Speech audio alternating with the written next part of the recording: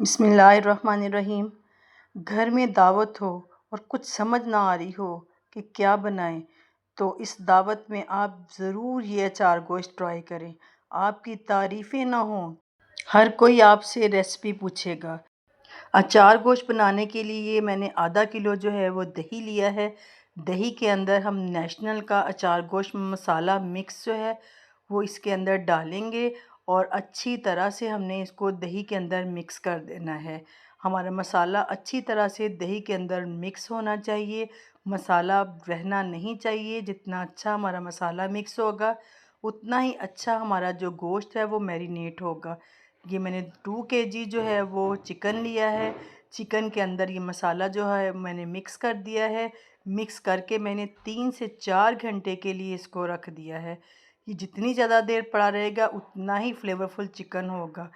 बारीक किए हुए 4 अदद प्याज चॉप किए हैं, उनको हल्का सा ब्राउन कर लिया है। फिर उसके अंदर 4 अदद ही टमाटर शामिल कर दिए हैं। टमाटर शामिल करके हम अच्छी तरह से उसका जो पानी है उसको सुखा लेंगे और उस टमाटर की और प्याज की अच्छी तरह से भुनाई करेंगे।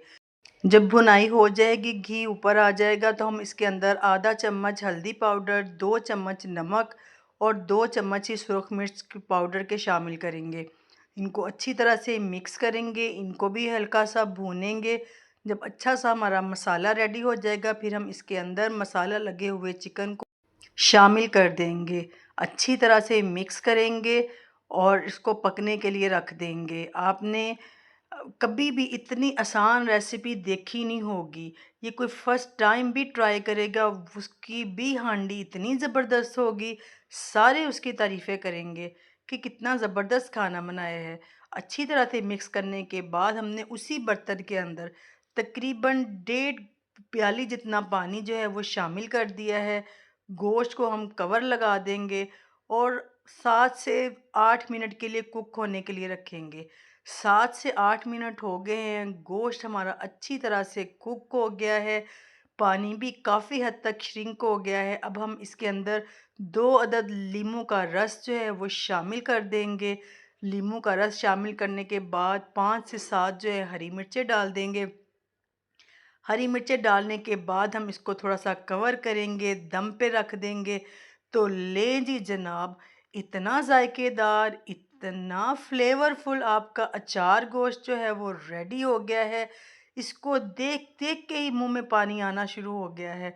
आप इसको नान के साथ, चपाती के साथ, ख़मीरी रोटी के साथ जैसे चाहें आप इसको पेश करें। इतना मज़ेदार होगा कि ख़ानदान में आपकी धूमें मच जाएँगी।